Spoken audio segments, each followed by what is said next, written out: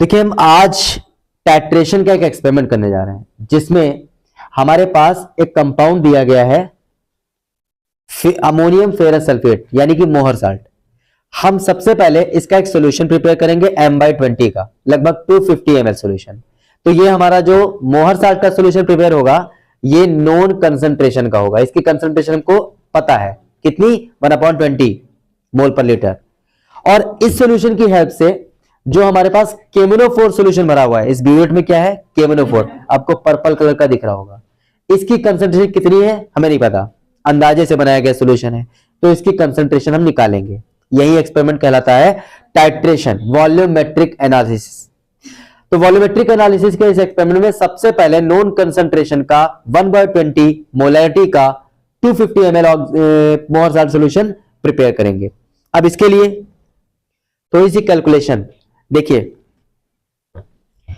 एक formula molarity का क्या है कि molarity equal to number of moles of solute upon volume of solution litre में। तो भाई मोलैरिटी तुमको पहले से पता है कितनी है, 1/20 है, और number of moles of solute निकालने हैं तो कैसे निकलेगी, ग्राम में मात्रा मोहर साल्ट की, जो पता नहीं है तो x मान लिया, उसका मॉलिक्यूलर मास 392, और अपॉन में आ जाएगी हमारी वॉल्यूम। कितना बनाने जा रहे हैं हम, 250 ml, तो ml में इसे लीटर में कन्वर्ट करने के लिए 1000 से कर दिया डिवाइड, रेसिप्रोक हो जाएगा, कैलकुलेशन कर लेंगे जिससे हमारा x निकल आएगा। यानी कितना मोहर साल्ट हम ले कि 250 ml M/20 सॉल्यूशन हमारा बन जाए। तो हमको मोहर साल्ट की कितनी मात्रा लेनी है, 4.9 ग्राम लगभग। ठीक है, तो हम क्या करेंगे, अपने मेजरिंग मशीन से हम मेजर करेंगे मोहर साल्ट कितना, 4.9 ग्राम। तो ये हमारे पास है अमोनियम फेरस सल्फेट, जिसको हम कहते हैं मोहर सॉल्ट। हमें यहां पर 4.9 ग्राम जो है वो मेजर करना है।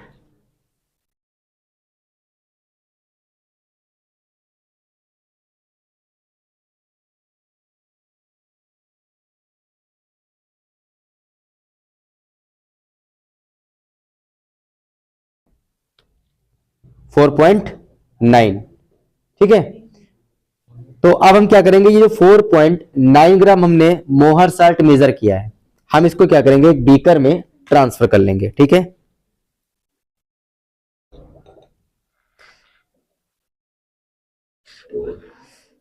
ट्रांसफर करने के बाद जितना भी कुछ लगा हुआ रह जाएगा इस वॉच ग्लास पे, वो सब हम वॉश करके ग्लास में गिरा लेंगे। ठीक, वॉच ग्लास पर से सब चला गया, और जो आपके इस फ्लास्क में आया है, इस बीकर में आया है, इसको ग्लास रॉड से हम थोड़ा सा शेक कर देंगे। अब यहां पर एक प्रॉब्लम क्या है कि ये जो फेरस है यानी Fe++, ये कन्वर्ट हो जाता है फेरिक यानी Fe++ में, जिसको रोकने के लिए हमें इसमें ऐड करना पड़ेगा डाइल्यूट H2SO4। तो हम इसमें डाइल्यूट सल्फ्यूरिक एसिड को ऐड करेंगे।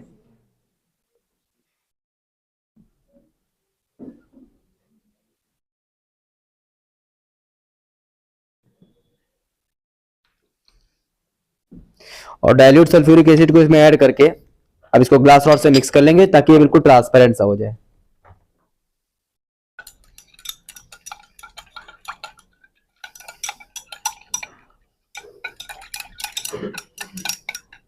अब हम क्या करेंगे, ये जो हमारा वॉल्यूमेट्रिक फ्लास्क है, इसको डिस्टिल्ड वाटर से एक बार वॉश कर लेंगे।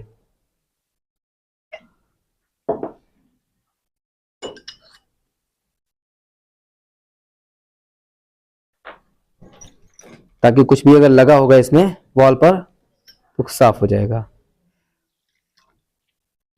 अब हम इस वॉल्यूमेट्रिक फ्लास्क में क्या करेंगे, जो हमने मोहर साल्ट का सॉल्यूशन प्रिपेयर किया है इसको ट्रांसफर कर लेंगे।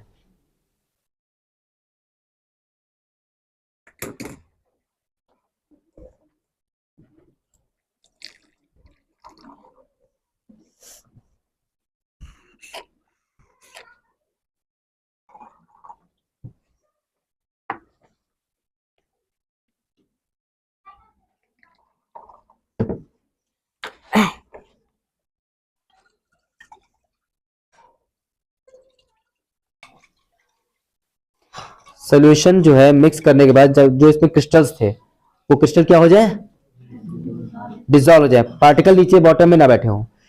ऐसी कंडीशन में फिर हम क्या करेंगे, इसमें ट्रांसफर करेंगे वाटर कहां तक, ऊपर एक सर्कल बना होगा यहां पर, ये सर्कल जो है किसका है, 250 ml डिनोट करने के लिए, तो यहां तक इसको फिल करना है।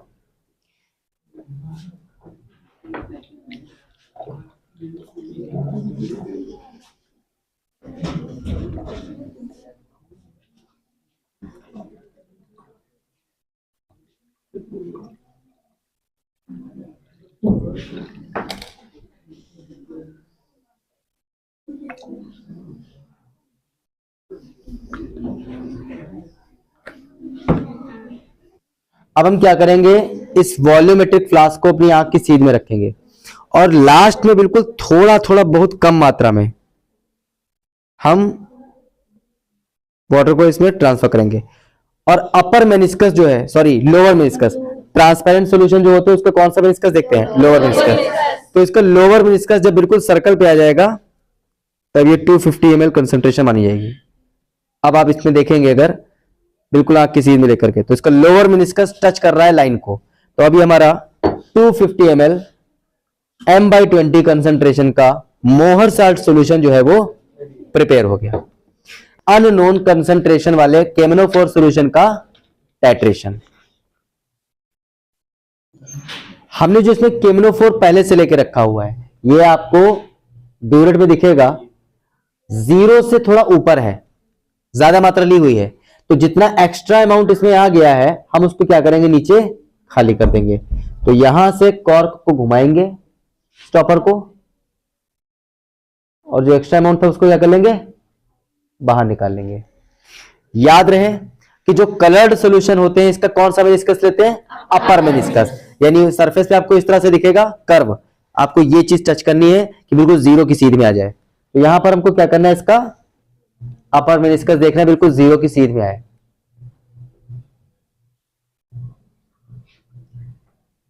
ठीक है, आ गया। तो अब हमारे ब्यूरेट में केमनोफोर है जो बिल्कुल अमाउंट फिक्स है, कितना, 50 ml। अब हम इसको ट्रांसफर करने के बाद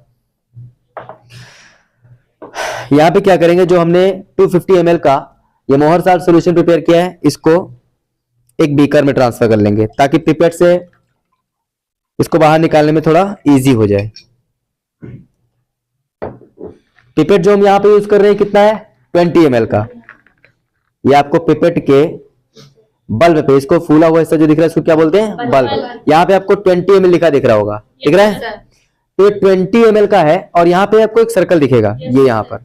अगर हम इसमें कोई चीज सोल्यूशन भरते हैं और इस सर्कल तक आता है तो वो 20 ml माना जाएगा।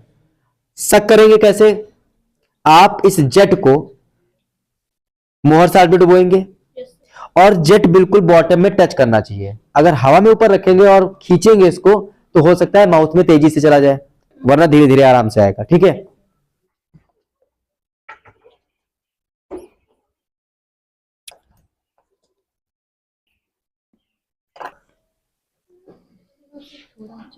ठीक है। तो ये आप देखेंगे कि हमारे पिपेट में थोड़ा ज्यादा मात्रा आ गई है, यानी सर्कल से ऊपर है ना, तो हम अंगूठा थोड़ा सा ढीला करेंगे अपना, जिससे कि फालतू का जो अमाउंट आया है वो नीचे निकल जाए।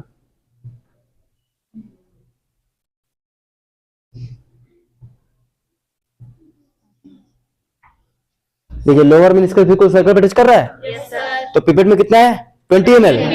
इसको हम ट्रांसफर कर लेंगे अपने कोनिकल फ्लास्क में,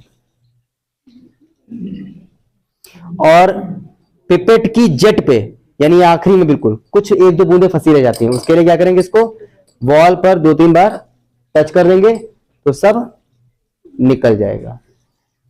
अब हमारे पास नॉन कंसंट्रेशन का जो मोहर साल्ट सॉल्यूशन है वो 20 ml आ गया है। इसको हम ब्यूरेट के नीचे रखेंगे और इसमें 50 ml भरा हुआ है केमनोफोर सॉल्यूशन, तो दोनों की रिएक्शन करवाएंगे, देखेंगे क्या होता है। यहां पर इंड पॉइंट एक वर्ड है, ये होता क्या है, आप जब यहां से केमनोफोर को गिराओगे तो पर्पल कलर का केमनोफोर जैसे इसमें गिरेगा, यहां पे सॉल्यूशन कैसा दिख रहा है आपको, ट्रांसपेरेंट, और इसमें जब केमनोफोर आएगा तो पर्पल कलर आएगा और वो पर्पल कलर आकर के फिर गायब हो जाएगा, पर्पल कलर जो है आकर के गायब हो जाएगा। तो फिर से थोड़ा सा केमनोफोर गिराएंगे, फिर ट्रांसपेरेंट मोहर साल्ट में जाएगा और फिर से गायब हो जाएगा। ये प्रोसेस तब तक रिपीट करना है जब तक कि पर्पल कलर आए लेकिन डिसअपीयर ना हो। जब डिसअपीयर नहीं होगा, रुक जाएगा पर्पल कलर, यानी कि आपकी रिएक्शन हो गई है। तो तब तक हम ये प्रोसेस करते जाएंगे।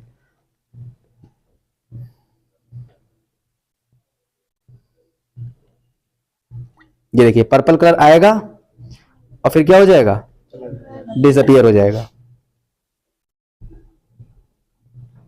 ये प्रोसेस तब तक करना है जब तक कि ये पर्पल कलर डिसअपीयर होना बंद ना हो जाए।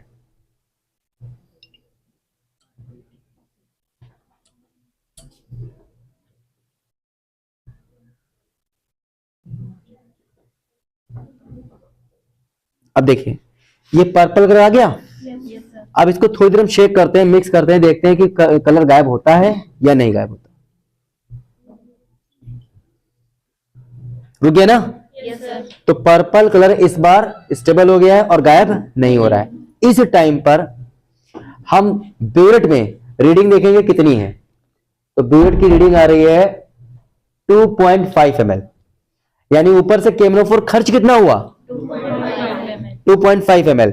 20 ml ऑक्जेलिक एसिड के साथ में 2.5 ml केमनोफोर ने रिएक्शन की। तो रीडिंग पहली वाली हम क्या लिखेंगे, 2.5। पॉज कर लो। हाँ, तो हमने दोबारा सेकेंड ट्रायल के लिए फिर से 20 ml को ले लिया है, पिपेट में ट्रांसफर कर देंगे कोनिकल फ्लास्क में।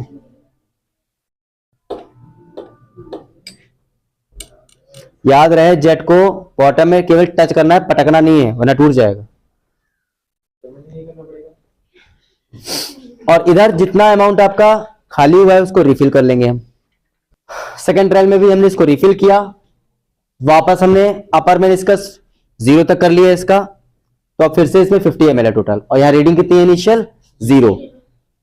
फिर से वही प्रोसेस रिपीट करेंगे कि कोनिकल फ्लास्क इसके नीचे ले जाएंगे, थोड़ा थोड़ा केमनोफोर गिराते रहेंगे, रिएक्शन होती रहेगी, पर्पल कलर आएगा और डिसअपीयर होगा। लेकिन अब किस हमको करना क्या है, पिछली बार आंसर आया था 2.5, अब किस हमको 2 पॉइंट जब आ जाए 2 ml, उसके बाद बहुत सावधानी से एक एक बूंद को लेकर के एक्सपेरिमेंट करना होगा।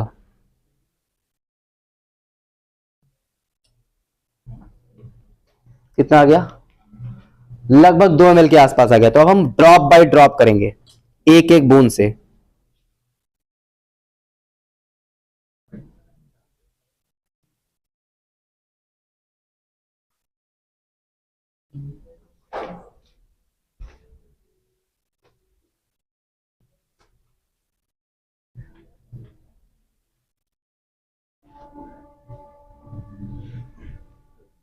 आ गया ना? अब देखिए ये पर्पल कलर स्टेबल हो गया, रुक गया, अब नहीं जा रहा। सेकेंड टाइम में रीडिंग कितनी इसकी देख लेते हैं। अब किस रीडिंग है 2.1, तो सेकेंड ट्रायल में हम रीडिंग कितनी नोट करेंगे 2.1। आपके में कितनी है बस। तो देखिए भाई यहां पर हमारा पिपेट में आ गया है 20 ml मोहर साल्ट, इसको ट्रांसफर कर लिया कोनिकल फ्लास्क में।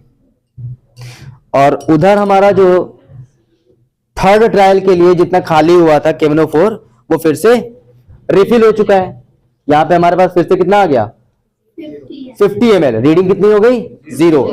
तो सेम प्रोसेस फिर से हम रिपीट करते हैं।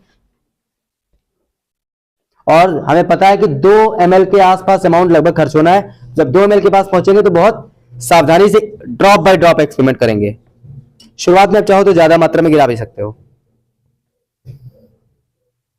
ये कलर बार बार आएगा और डिसअपीयर हो जाएगा। तो अभी चाहो तो आप ज्यादा मात्रा में गिरा दो इसे। जब तक ये डिसअपीयर हो रहा है इसका मतलब है अभी दोनों कंपाउंड की रिएक्शन कंप्लीट नहीं हुई है और रिएक्टेंट अभी भी रिएक्शन कर रहे हैं।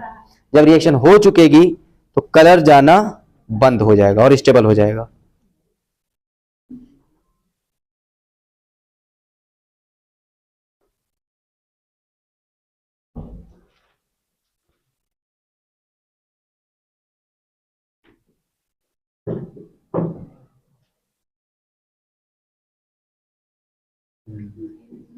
आ गया? थर्ड ट्रायल में फिर से हमारा पर्पल कलर आ गया और इस बार भी रीडिंग देखिए कितनी है 2.1। ध्यान से देखेंगे 2 के नीचे तनिक सा सिर्फ एक डिजिट एक प्लेस से तो किसका है, तो 2.1 रीडिंग फिर से आ गई। तो थर्ड ट्रायल में फिर से हमको रीडिंग कितनी मिलती है, 2.1। Clear, pause.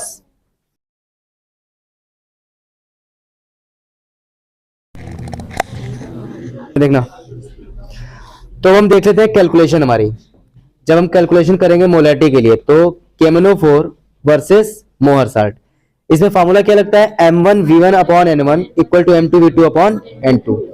इसमें M1 जो है वो केमेनोफोर की मोलैरिटी जो निकालनी है पता नहीं है तो हमने ऐसे रख दिया।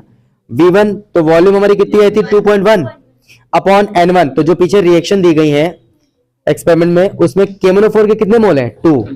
इधर आ जाए तो मोलैरिटी हमारी मोहर साल्ट की कितनी थी, हमने 1/20 पहले से लेके रखी थी, इनटू वॉल्यूम कितनी ली थी हमने पिपेट से 20 N2। तो रिएक्शन में आपको दिखेगा कि ऑक्सिलिक एसिड के कितने मोल्स हैं 10, ये आपको रिएक्शन में मिल जाएगा एक्सपेरिमेंट में। अब हम यहां से क्या करेंगे, M1 को रोक लेंगे, बाकी सब एक तरफ कर देंगे। कैलकुलेशन करने पे हमको मोलैरिटी मिलती है 0.0952 मोल पर लीटर, ये हमारी मोलैरिटी निकल आई। और जब हम कैलकुलेशन करेंगे किसकी, स्ट्रेंथ ऑफ सोल्यूशन, तो स्ट्रेंथ ऑफ सोल्यूशन का फॉर्मूला क्या होता है, strength equal to molarity into molecular mass, जिस सोल्यूशन का आपको स्ट्रेंथ निकालना है। तो हम केमेनोफोर की बात कर रहे हैं, तो केमेनोफोर की मोलैरिटी इंटू केमेनोफोर का मॉलिक्यूलर मास कितना है 158, तो हमारी स्ट्रेंथ आ गई 15.04 ग्राम पर लीटर।